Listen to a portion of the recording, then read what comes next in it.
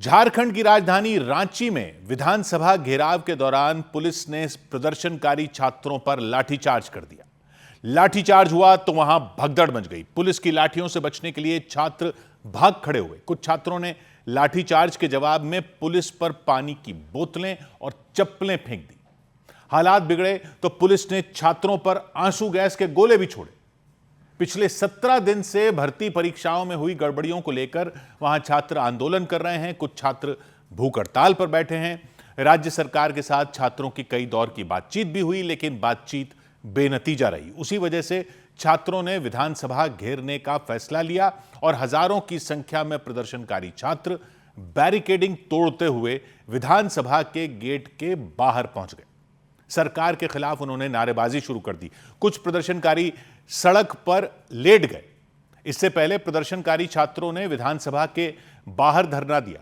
Police ने रोका तो छात्र उनसे भिड़ गए। हाथापाई शुरू हो गई। नौबत मारपीट तक पहुंच गई। प्रदर्शन कर रहे छात्र विधानसभा घेरने की जिद पर अड़े रहे। पुलिस अधिकारियों ने समझाने की कोशिश की, लेकिन बात नहीं बनी। छात्र टस से मस नहीं हुए, हंगामा करते रहे। हालात बेकाबू हो गए।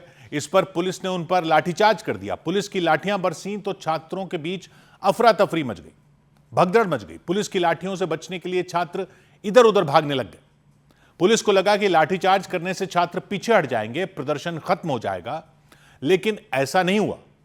हालात जस के तस बने रहे। छात्र उसी जगह डटे रहे, विधानसभा के बाहर हंगामा करते रहे, राज्य सरकार तक अपनी आवाज पहुंचाने की कोशिश करते रहे। इस बार पुलिस के जवानों ने छात्रों पर आंसू गैस के गोले छोड़ने शुरू कर दिए। सामने आंसू गैस के गोले छोड़े गए हैं, जिसके बाद छात्रों में भगदड़ मची है। देखिए, एक के बाद एक कई आंसू गैस के गोले छोड़े गए हैं। देखिए, ताबड़तोड़ जो है ना, भारी संख्या में देखिए यहाँ पर पुलिस बल की तैनाती और दूसरी तरफ जो है वो छात्र मौजूद हैं। पुलिस ने आंसू गैस के गोले छोड़े तो प्रदर्शनकारी छात्र पीछे की तरफ भागने लग गए। वहां कोहराम मच गया। कई छात्र आंसू गैस से बचने की कोशिश करते नजर आए। कुछ छात्रों ने सड़क पर गिरे आंसू गैस के गोले उठाकर पुलिस की तरफ फेंक दिए। ये आंसू गैस के गोले छात्रों ने उठाकर अंदर फेंक दिया है। तो एक तरफ छात्र मौजूद है, दूसरी तरफ जो है वो पुलिसकर्मी हैं और छात्रों को आगे बढ़ने से रोकी जा रही है, जिसके बाद यहाँ पर भगदड़ की स्थिति मची हुई है। तभी पुलिस के कुछ जवान लाठियां लेकर प्रदर्शनकारी छात्रों की तरफ दौड़ पड़े। चिल्ला चिल्लाकर उन्हें पीछे जाने के लिए कहते रहे। जाइए पीछे, जाइए, जाइए।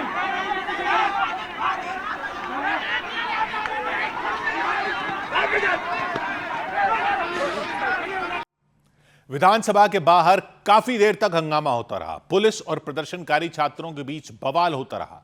आंसू गैस के गोले दागे जाते रहे। आंसू गैस की चपेट में आकर एक छात्र की तबीयत भी बिगड़ गई। पुलिस के जवान उसे संभालते नजर आए। इससे पहले प्रदर्शनकारी छात्रों ने सड़क पर लगाई पुलिस की बैरिकेडिंग तोड़ दी। बैरिकेडिंग उखाड़ फेंकी, तहस नहस कर दी। कंटीले तारों की भी परवाह नहीं की। छात्रों के गुस्से के आगे पुलिस की एक नहीं चली। पुलिस अधिकारी उनसे शांति बनाए रखने की अपील करते रहे, उन्हें मनाते रहे कि वो विधानसभा की तरफ मार्च न करें, प्रदर्शन खत्म कर दें, लेकिन छात्र नहीं माने। वो विधानसभा का घेराव करने पर अड़े रहे। हजारों की संख्या में प्रदर्शन कर रहे छात्र विधानसभा की तरफ कूच कर गए। पुलिस ने उनका रास्ता रोका तो वो भड़क गए। कंटीले तारों वाली बैरिकेडिंग तोड़ने में जुट गए। कई लोग बैरिकेडिंग को जोर जोर से हिलाते नजर आए। पुलिस के जवान उन्हें रोकने की कोशिश करते रहे, समझाते रहे, बैरिकेडिंग नहीं तोड़ने की अपील करते रहे, लेकिन छात्रों का गुस्सा शांत नहीं हुआ। कुछ छात्र बैरिकेडिंग के ऊपर खड़े हो गए।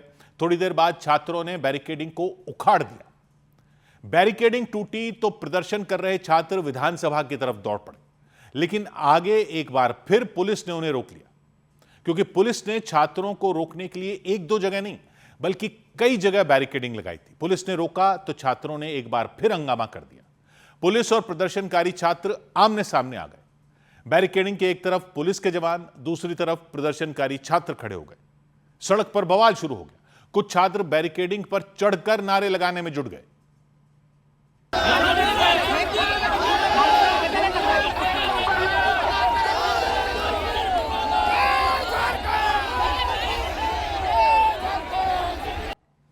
बाद में प्रदर्शनकारी छात्र वहां से भी पुलिस की बैरिकेडिंग तोड़कर आगे बढ़ गए। पुलिस के लाख रोकने के बाद भी वो नहीं माने।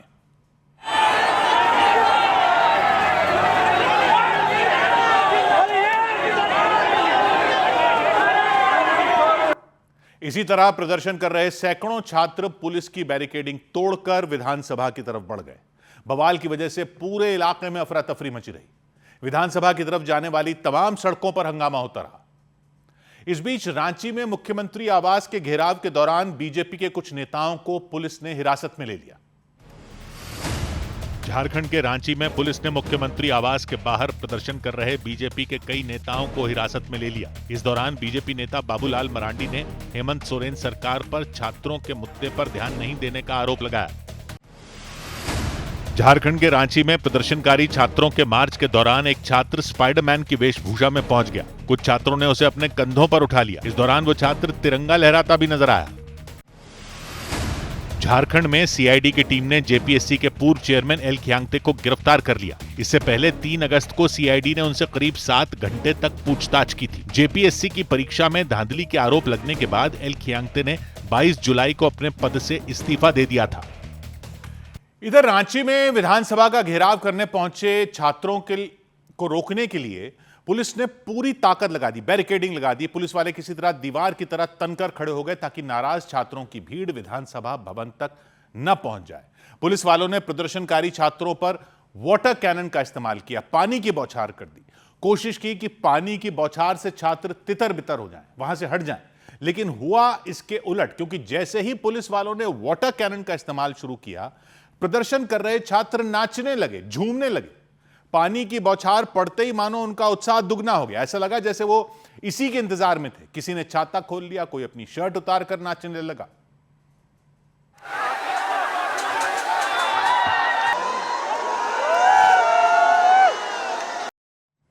वाटर कैनन के सामने एक छात्र ने तो तिरंगा लहराना शुरू कर दिया, जबकि उसका एक साथी बैरिकेडिंग पर चढ़ी गया, नाचने लगा। वाटर कैनन से ही जो पानी की बौछार हो रही थी उससे भागने की बजाय प्रदर्शनकारी छात्र उसी तरफ बढ़ते दिखे। थोड़ी देर बाद पुलिस वालों ने वाटर कैनन का इस्तेमाल बंद कर दिया।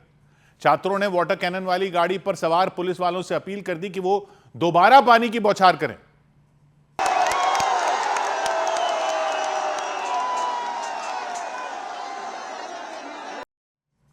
हंगामे के बाद भी जब वाटर कैनन से पानी की बौछार दोबारा नहीं शुरू हुई तो छात्रों ने पुलिस वालों पर तंज कसा कि राज्य सरकार ने इसमें भी घोटाला कर दिया।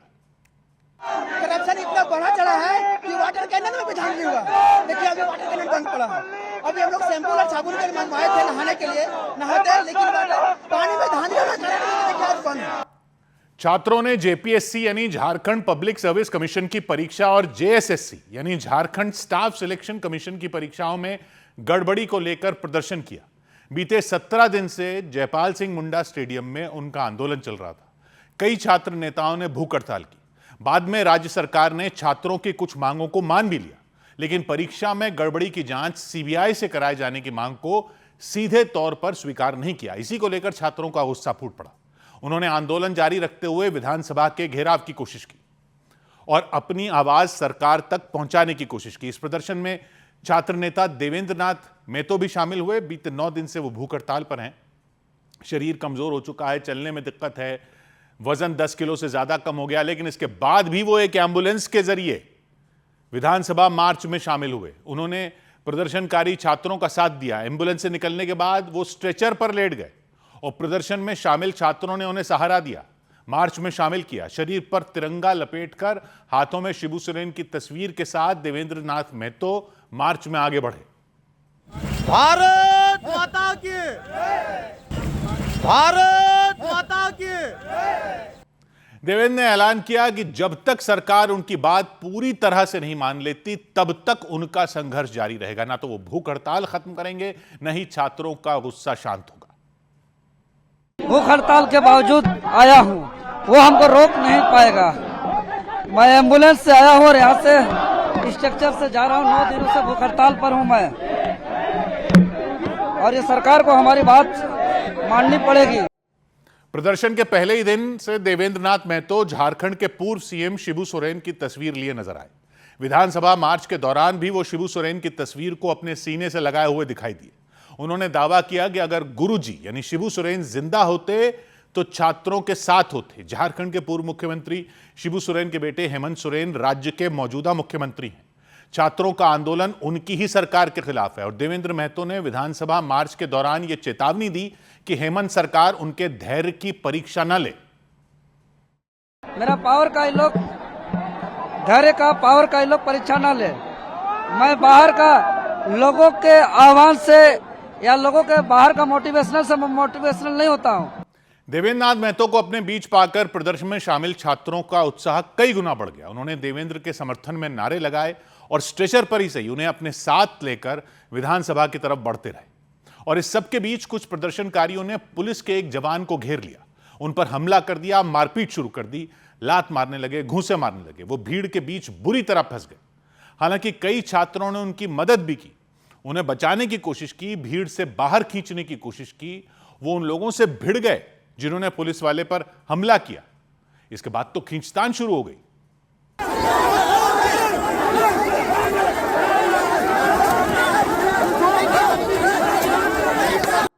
रांची में विधानसभा भवन की तरफ मार्च कर रहे छात्रों को रोकने के लिए पुलिस ने एड़ी चोटी का जोर लगाया, लाठीचार्ज तक किया। इसी बीच एक पुलिसकर्मी भड़के हुए छात्रों के बीच फंस गए, चारों तरफ से घिर गए।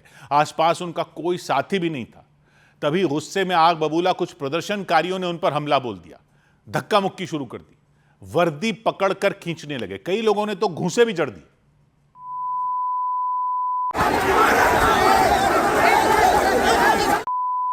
पुलिस वाले ने भीड़ से निकलने की पूरी कोशिश की, पूरा दम लगाया, जी जान लगा दी, लेकिन सफल नहीं हुए।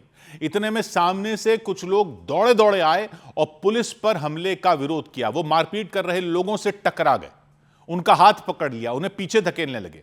पुलिसकर्मी को भीड़ की गिरफ्त से निकालने में जुट गए। काफी मेहनत के बाद वो इसमें कामयाब भी हुए।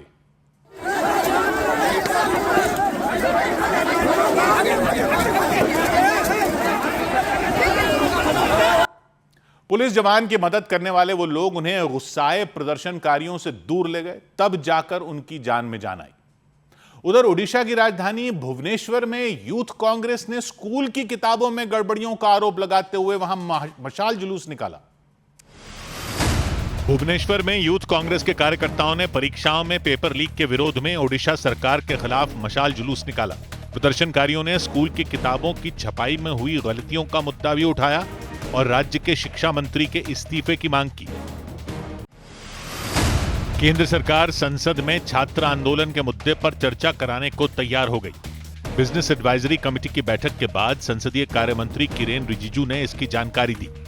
उन्होंने विपक्ष से चर्चा के दौरान हंगामा नहीं करने की अपील की। जब छात्र आंदोलन को लेकर के सरकार चर्चा के लिए तैयार है तो आप बिल्कुल चर्चा के दौरान हंगामा नहीं करेंगे और गृह मंत्री जी का सरकार का जवाब पूर्ण रूप से पूरी तरह से सुनेंगे। दिल्ली में आंदोलन के दौरान छात्रों पर हुए लाठीचार्ज के मुद्दे पर राज्यसभा में विपक्ष ने फिर हंगामा किया और सदन में गृह मंत्री अमित शाह से जवाब देने की मांग की। काफी देर तक हंगामा करने के बाद विपक्ष के सांसदों ने सदन से वॉकआउट कर दिया। संसद के मॉनसून सत्र में मचे सियासी घमासान के बीच एनसीपी शरद पवार गुट के 8 सांसदों ने प्रधानमंत्री नरेंद्र मोदी से मुलाकात की। मुलाकात के दौरान शरद पवार और सुप्रिया सुले भी मौजूद रहे। सूत्रों के मुताबिक सभी सांसदों ने अपने अपने क्षेत्र से जुड़े मुद्दों पर प्रधानमंत्री मोदी से बातचीत की। उधर उत्तराखंड के चमोली में बादल फटने के बाद आए सैलाब में एक पुल बह गया। पानी का बहाव इतना ज्यादा तेज था कि उसके आगे लोहे का भारी भरकम पुल तिनके की तरह बह गया। पुल के बहने से कई इलाकों का संपर्क जिला मुख्यालय से कट गया। प्रशासन के मुताबिक बादल फटने से वहां बहने वाला एक बरसाती नाला उफान पर आया और पहाड़ से उतरती उसकी लहरों ने वहां हाहाकार मचा दिया। लहरों के साथ बड़े बड़े पत्थर बहकर नीचे आ गए। उनकी चपेट में आकर लोहे का एक पुल बह गया। लहरों की रफ्तार इतनी ज्यादा तेज थी कि उसके सामने पुल कुछ देर तक भी टिक नहीं पाया। चंद सेकंड के अंदर अपनी जगह से उखड़ गया। उफनती लहरों ने उसे एक झटके में उखाड़ फेंका। वो लहरों के साथ नदी में बहता चला गया। इस दौरान पुल के आसपास कुछ लोग भी खड़े थे। वो बादल फटने के बाद बरसाती नाले में आए सैलाब को देखकर सहम गए।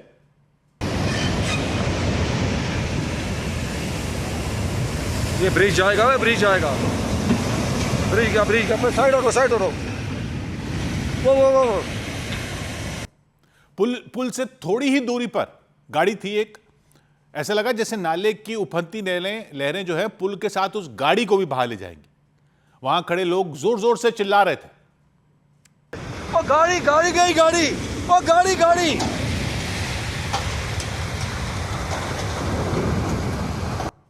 पलक झपकते ही लोहे का वो भारी भरकम पुल नाले की लहरों के साथ बह गया, लहरों में समा गया।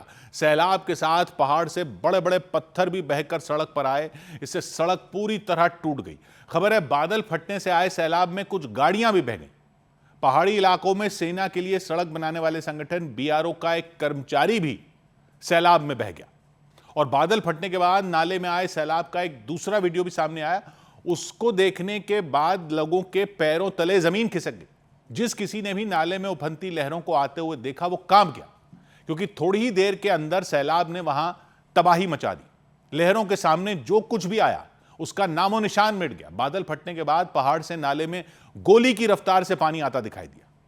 पुल के एक तरफ क्रेन खड़ी नजर आई, पास में ही सामान ढोने वाली एक गाड़ी भी दिखाई दी। लहरों के नीचे की तरफ आता देख ड्राइवर ने क्रेन को पीछे करने की कोशिश की, लेकिन तब तक लहरें लोहे के पुल को तोड़ते हुए क्रेन तक पहुंच गई।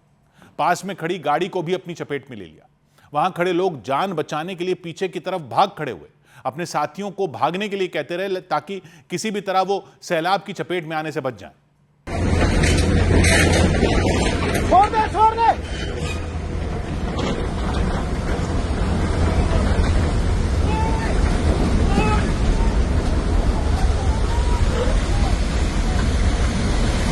लहरों की चपेट में आकर गाड़ी पलट गई और फिर लहरों के साथ सड़क पर काफी दूर तक बहती चली गई। आगे जाकर वो गाड़ी नदी में समा गई।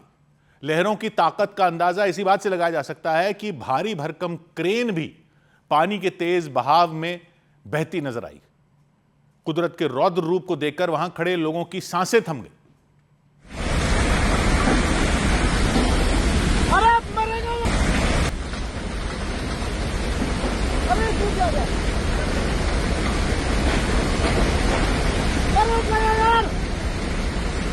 कुछ ही मिनटों के अंदर पुल के साथ वहां मौजूद गाड़ियां सैलाब में बह गईं। सड़कों पर बड़े बड़े पत्थर आ गए।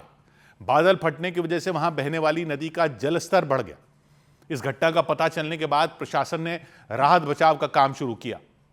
उधर देश के कई हिस्सों में लगातार हो रही बारिश और बाढ़ से मचे हाहाकार के बीच गंगा नदी के जलस्तर ने डराना शुरू कर दिया। वाराणसी में गंगा नदी में पानी बढ़ने की वजह से काशी विश्वनाथ मंदिर का गंगा द्वार बंद कर दिया गया। जलस्तर बढ़ रहा है। तेज धारा को देखते हुए प्रशासन ने नदी में नावों के उतारने पर रोक लगा दी। प्रशासन ने बताया नदी में पानी का लेवल तेजी से बढ़ रहा है और आशंका जताई कि हालात ऐसे ही हो रहे तो आने वाले कुछ ही दिनों में गंगा नदी वाराणसी में खतरे के निशान के करीब पहुंच जाएगी। जलस्तर बढ़ने का असर घाटों पर दिखाई दिया। गंगा नदी की लहरों ने वाराणसी के ऐतिहासिक घाटों को डुबो दिया। सीढ़ियां डूब गईं। काशी विश्वनाथ धाम को गंगा नदी से जोड़ने वाले मंदिर के द्वार को प्रशासन ने बंद करा दिया। मणिकर्णिका घाट पर मौजूद रत्नेश्वर महादेव मंदिर तो आधे से ज्यादा डूब गया। प्रशासन ने लोगों से गंगा घाटों पर न जाने की अपील की। नदी में चलने वाली सभी छोटी बड़ी नावों को रोक दिया गया, क्योंकि लगातार गंगा का जलस्तर बढ़ रहा है और जो जल बहाव है वो भी काफ़ी तेज है। तो उनकी सुरक्षा को लेकर एहतियातन फिलहाल अग्रिम आदेशों तक नावों का संचालन बंद किया गया है। प्रशासन ने बताया कि गंगा का मौजूदा जलस्तर करीब 66 मीटर पहुंच चुका है। केंद्रीय जल आयोग के मुताबिक वहां खतरे का निशान 71 मीटर है। पानी बढ़ने की वजह से घाटों का संपर्क एक दूसरे से कट गया। मतलब गंगा के किनारे होते हुए एक घाट से दूसरे घाट पर जाना मुश्किल हो गया। दशाश्वमेध घाट जहां हर रोज गंगा आरती होती है वहां भी पानी पहुंच गया। प्रशासन ने जानकारी दी उत्तराखंड में हो रही बारिश की वजह से नदी का जलस्तर तेजी से बढ़ा। इधर मध्य प्रदेश के राजगढ़ में उफनते नाले में एक कार बह जाने से एक ही परिवार के 9 लोगों की मौत हो गई। मध्य प्रदेश के राजगढ़ में पुल के ऊपर से बह रहे नाले में कार के बहने से 9 लोगों की मौत हो गई। कार में एक ही परिवार के 11 लोग सवार थे। इस घटना पर राज्य के मुख्यमंत्री मोहन यादव ने दुख जताया और मरने वाले लोगों के परिवार वालों को 4-4 लाख रुपए के मुआवजे का ऐलान किया। गुजरात के राजकोट में एक कार न्यारी डैम में पानी के बीच फंस गई।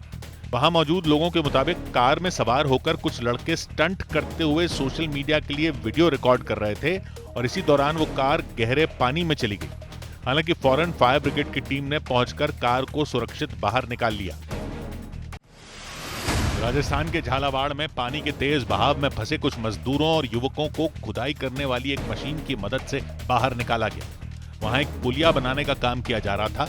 उसी दौरान अचानक वहां सैलाब आया और वहां काम कर रहे मजदूर पानी में फंस गए। उधर महाराष्ट्र के पुणे में आवारा कुत्तों के एक झुंड ने 4 साल की एक बच्ची पर हमला कर दिया, उसे बुरी तरह नोच डाला। इसके बाद उसे तुरंत अस्पताल में भर्ती कराया गया। वहां उसकी हालत गंभीर बताई गई। घटना दोपहर के वक्त हुई। उस वक्त वो बच्ची अपने घर के बाहर खुले मैदान में खेल रही थी, तभी उसकी नजर आवारा कुत्तों पर पड़ी। वो तुरंत दूसरी तरफ भागने लगी, लेकिन इससे पहले कि वो ज्यादा दूर जा पाती, पीछे से 2 कुत्तों ने उस पर झपट्टा मार दिया, उसे खींचकर जमीन पर पटक दिया, उसे नोचना शुरू कर दिया। देखते ही देखते वहां कुत्तों का झुंड आ गया। एक एक कर 7 कुत्ते वहां पहुंच गए, उस बच्ची को चारों तरफ से घेर लिया और 7 कुत्ते एक साथ उस बच्ची पर टूट पड़े, उसे अपनी तरफ खींचने लग गए। करीब 1 मिनट तक वो कुत्ते उस बच्ची को बुरी तरह नोचते रहे, उसके हाथ पैर लहूलुहान कर दिए। इसके बाद वो कुत्ते वहां से भाग गए। बच्ची इतनी बुरी तरह घायल हो गई कि वो खुद गाड़ी तक पहुंच ही नहीं पाई, जमीन पर ही पड़ी रही। तभी एक व्यक्ति वहां आए, उन्होंने उसे गोद में उठाया और दौड़ते हुए अस्पताल ले गए। ऐसा ही डरा देने वाला एक मामला मुंबई के पास महाराष्ट्र के ठाणे से भी आया। वहां एक आवारा कुत्ते ने 100 से ज्यादा लोगों को काट लिया, वो भी महज 7 घंटों में। 100 से ज्यादा, एक ही इलाके में घूम घूमकर 100 से ज्यादा लोगों पर हमला कर दिया। इसके बाद पूरे इलाके में दहशत मच गई। लोग बाहर निकलने से भी डरने लग गए, क्योंकि वो आवारा कुत्ता आते जाते लोगों पर हमला कर रहा था, काट रहा था, नोच रहा था। कई लोग बुरी तरह घायल हो गए थे, उन्हें अस्पताल तक जाना पड़ गया।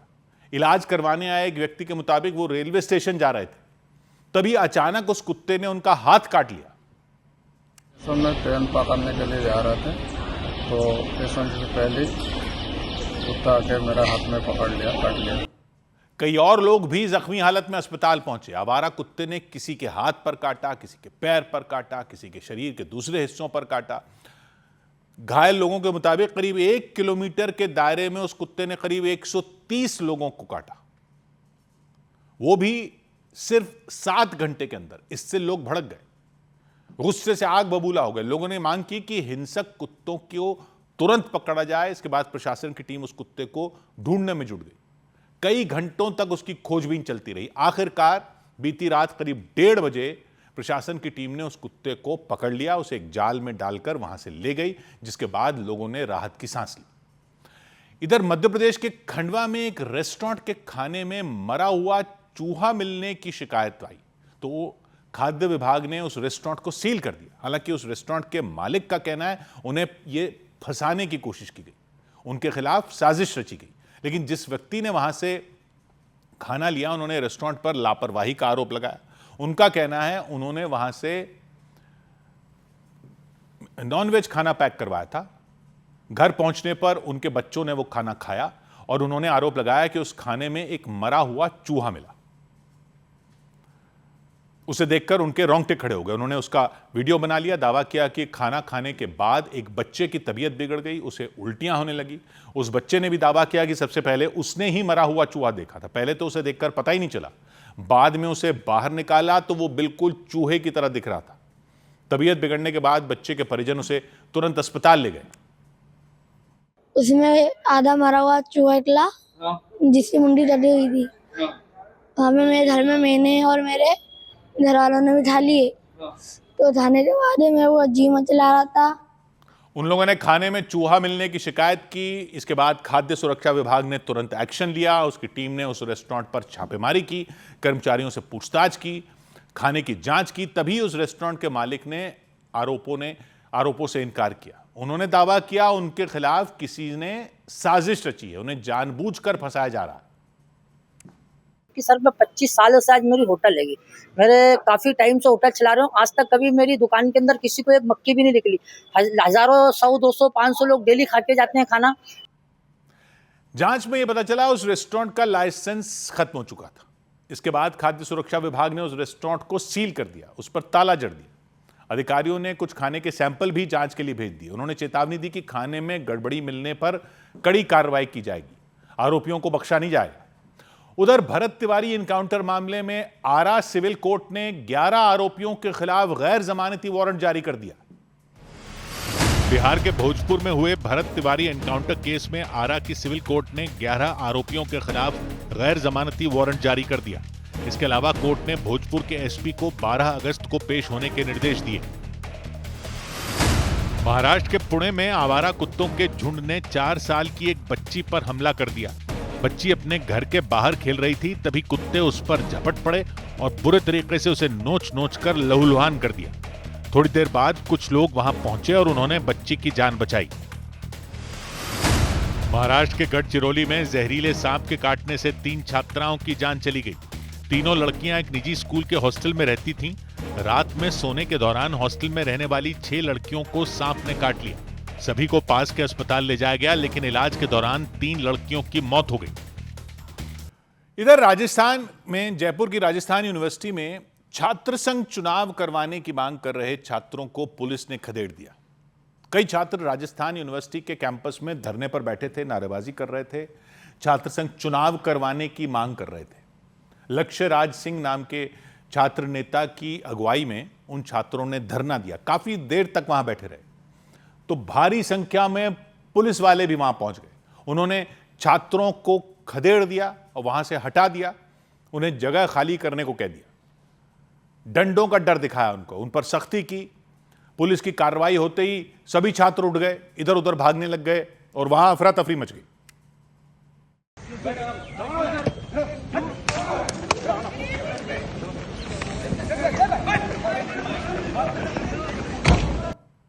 तो सभी छात्र घबराकर वहां से चले गए, लाठीचार्ज के डर से छिपने लगे, लेकिन लक्ष्य राज सिंह नाम के छात्र नेता वहीं रह गए। विरोध के तौर पर वो एक गड्ढा खुदवाकर उसमें बैठे थे और सीने तक मिट्टी उन्होंने भरवा ली थी उसमें। उनका आधे से ज्यादा शरीर जमीन के नीचे था। पुलिसकर्मियों ने उन पर भी बल प्रयोग किया, उन्हें खींचकर बाहर निकाला।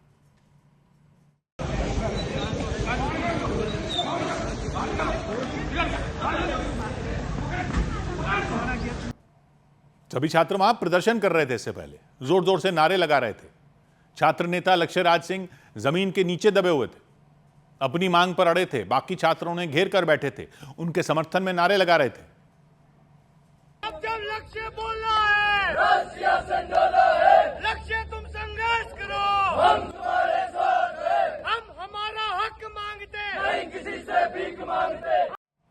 जानकारी के मुताबिक बीते 4 साल से राजस्थान यूनिवर्सिटी में छात्र संघ के चुनाव नहीं हुए हैं, उस पर रोक है। उन छात्रों की मांग है कि छात्र संघ चुनाव फिर से करवा जाए। इसी मांग को लेकर वो प्रदर्शन कर रहे थे। हालांकि पुलिस ने उन्हें खदेड़कर प्रदर्शन खत्म करा दिया, साथ ही लक्ष्य राज सिंह को हिरासत में ले लिया।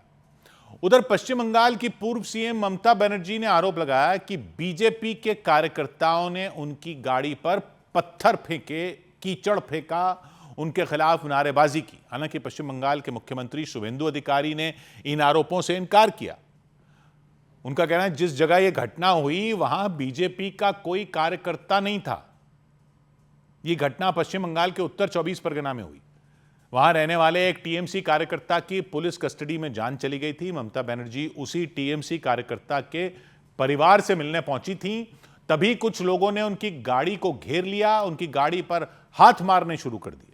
पुलिस लगातार गाड़ी के साथ साथ चल रही थी, गाड़ी को घेर कर चल रही थी, लेकिन इसके बावजूद कुछ लोग गाड़ी के बहुत करीब पहुंच गए और गाड़ी पर कीचड़ फेंक दिया।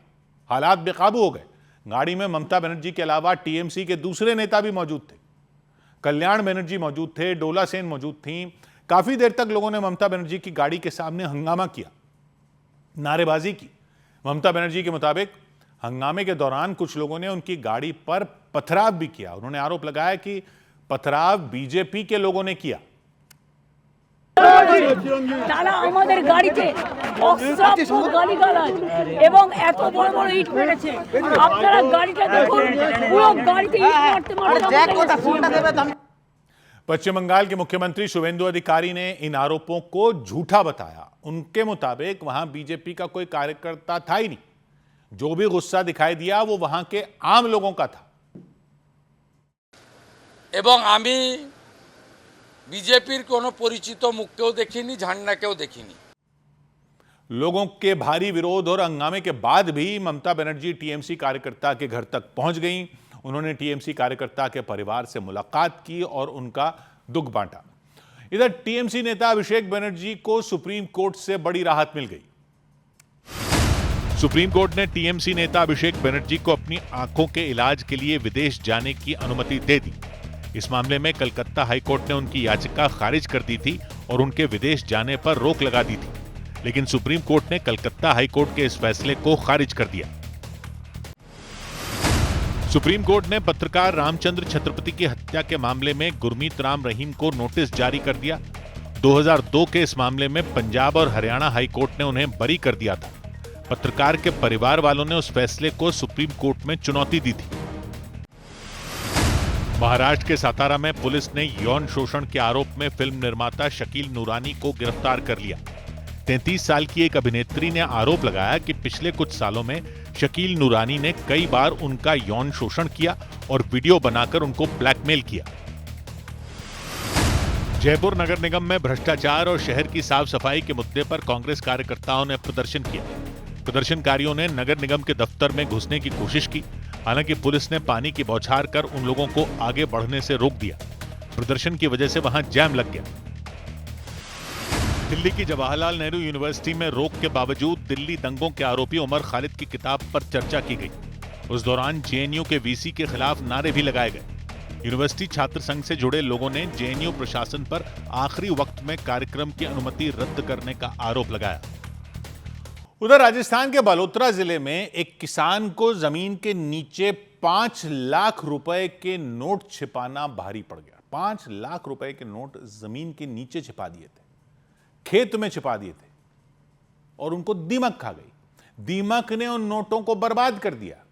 किसान का कहना है उन्होंने अपने परिवार वालों की नजरों से बचाने के लिए नोटों को छिपा दिया था, जमीन में गाड़ दिया था, मिट्टी के नीचे दबा दिया था। 1 साल बाद जब जमीन के नीचे से नोट मिले तो किसान के पैरों तले जमीन ही खिसक गई, क्योंकि सारे नोट बर्बाद हो चुके थे।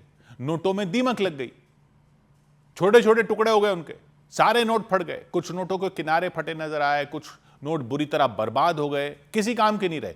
किसान के मुताबिक 1 साल पहले उन्होंने 5 लाख रुपए के नोट अपने खेत में छिपा दिए थे। उन्हें डर था पैसे चोरी हो जाएंगे, उनके परिवार वाले उन्हें खर्च कर देंगे। ढूंढा बात लाया था, बजे मैंने लगी इधर मैं कि खेत में कोई बड़ा है नहीं करेंगे, टपरी है थी, मैं टपरी पे रख दिया तो मैं कि कोई ले जाई, मैं डरते मैं जमीन में गाड़ दिया। किसान ने 500 रुपए के नोटों की कई गड्डियां जमीन में गाड़ दी और कई महीने बीत गए इसको। बाद में वो भूल गए कि उन्होंने पैसे कहां छिपाए थे। इतने बड़े खेत में उन्हें उस जगह का पता ही नहीं चला और जब 1 साल बाद अचानक उस खेत से पैसे मिले तब तक देर हो चुकी थी। नोटों की हालत देखकर किसान को पछतावा होने लगा। उनका कहना है वहां के बैंकों ने भी नोट लेने से मना कर दिया, उन्हें बदलने से मना कर दिया। इधर बिहार के खगड़िया में पुलिस ने एक ऐसे आदमी को गिरफ्तार किया जो खुद को एनएसए अजीत डोभाल का अंडर कवर एजेंट बता रहा था, लोगों पर धोस जमा रहा था ये सब कहके। पुलिस ने जानकारी दी आरोपी ने खुद को आईएएस अफसर बताया और कई लोगों से ठगी भी की थी, लोगों को बेवकूफ बनाया था, उनका फायदा उठाया था। रौब जमाने के लिए उसने 2 महंगी गाड़ियां खरीद रखी थी। उनमें एक तो इलॉन मस्क की कंपनी टेस्ला की महंगी इलेक्ट्रिक कार है। दोनों गाड़ियों पर मोटे मोटे अक्षरों में भारत सरकार लिखवा दिया था ताकि लोग इस भ्रम में रहें कि वो भारत सरकार में कोई बहुत बड़ा अफसर है। पुलिस ने जानकारी दी कि पकड़े गए आरोपी का नाम मनीष कुमार गुप्ता है। वो गोगरी थाना इलाके के जमालपुर गांव का रहने वाला है और लंबे वक्त से लोगों को अलग अलग तरीके से ठग रहा था। किसी को यह बताकर कि वो अजीत डोभाल का अंडर कवर एजेंट है, किसी को आईएएस अफसर होने की धौंस दिखाकर। पुलिस ने जानकारी दी कुछ वक्त से आरोपी मनीष कुमार के खिलाफ शिकायतें मिल रही थीं, ठगी और फर्जीवाड़े के आरोप लगाए जा रहे थे। पुलिस ने एक टीम बना दी, तलाश शुरू कर दी और मनीष कुमार गुप्ता की कुंडली खंगालनी शुरू कर दी। जांच में पता चला वो फर्जी आईएएस अफसर बनकर लोगों को चूना लगा रहा था। अपने आप को आईएएस ऑफिसर बताकर बहुत लंबे समय से गोगरी थाना क्षेत्र और साथ ही साथ बिहार के अन्य जिलों में लोगों से ठगी का कारोबार चला रहा था। पुलिस की टीम मनीष गुप्ता की तलाश में जमालपुर पहुंची, उसके पैतृक गांव में पहुंची और दोपहर 1 बजे से शाम के 7 बजे तक छापेमारी की, दस्तावेज खंगाले, पूछताछ की। पुलिस ने बताया कि मनीष गुप्ता ने पूछताछ में भी गुमराह करने की कोशिश की, क्योंकि उसने जो दावे किए उन्हें सही साबित करने के लिए कोई सही दस्तावेज नहीं दिखाए।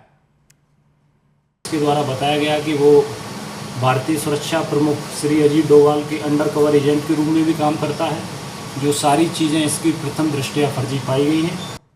पूछताछ के बाद मनीष गुप्ता को पुलिस ने गिरफ्तार कर लिया। गिरफ्तारी के बाद पुलिस वाले जब उसे गाड़ी में बैठाने लगे तो वो पहले ही जाकर गाड़ी की आगे वाली सीट पर बैठ गया।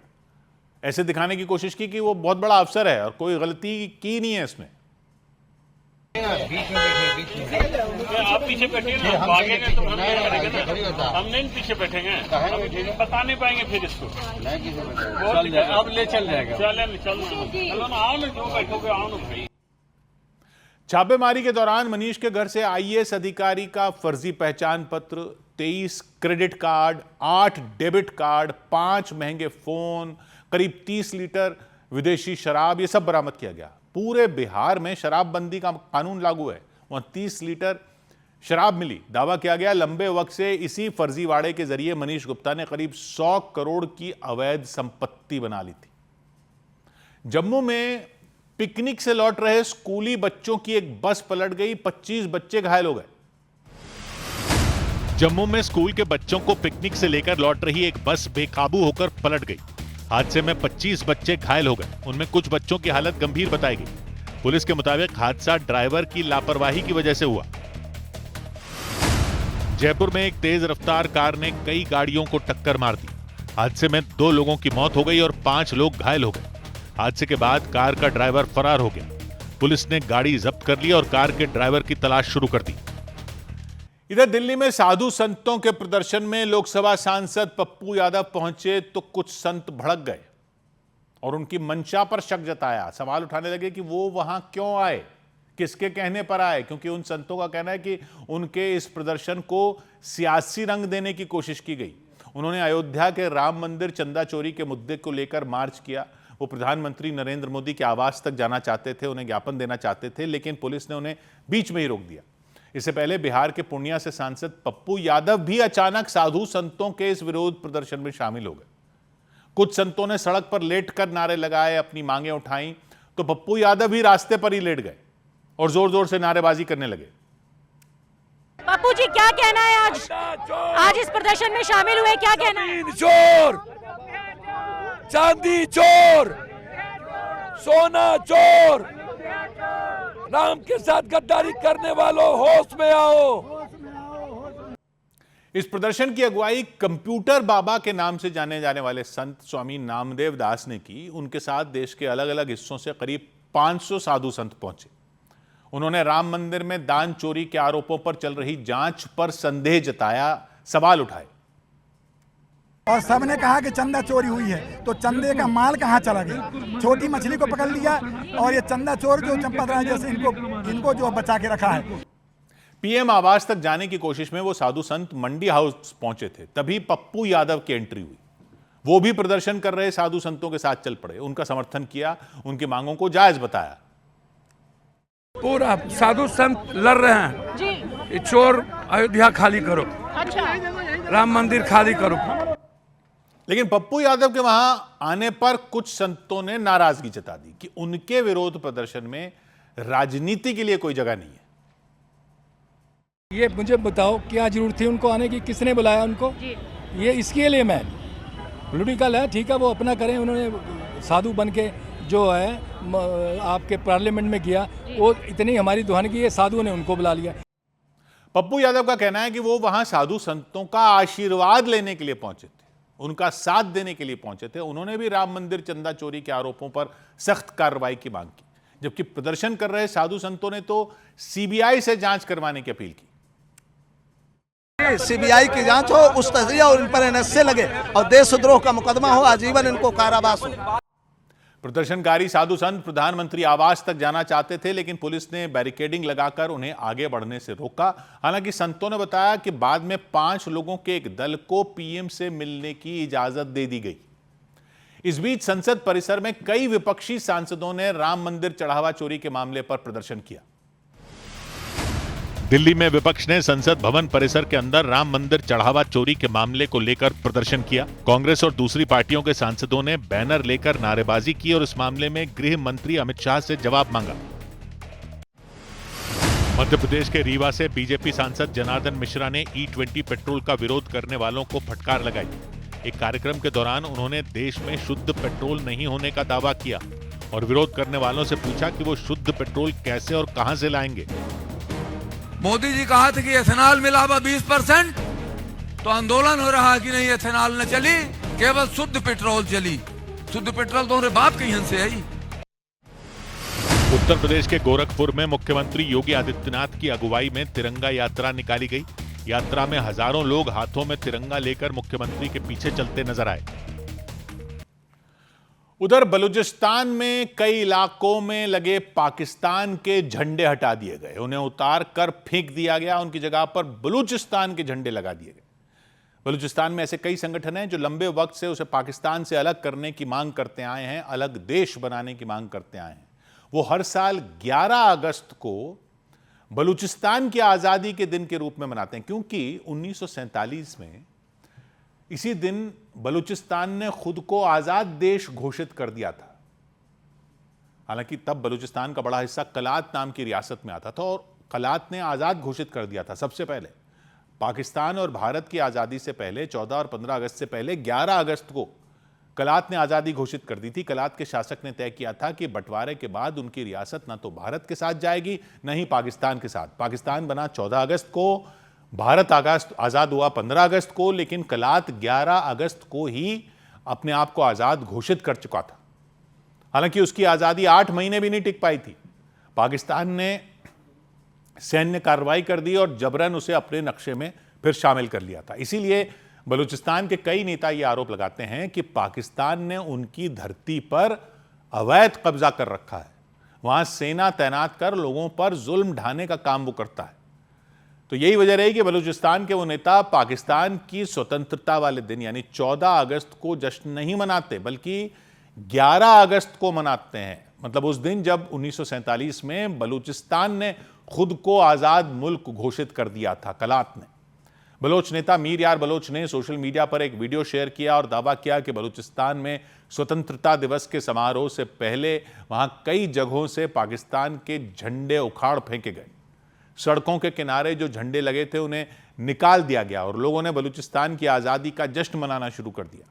लेकिन मीर यार बलोच का आरोप है कि पाकिस्तान की सरकार ऐसा नहीं होने देना चाहती। वो नहीं चाहती कि बलूचिस्तान से जश्न की तस्वीरें दुनिया के सामने जाएं, दुनिया में उसकी फजीहत हो।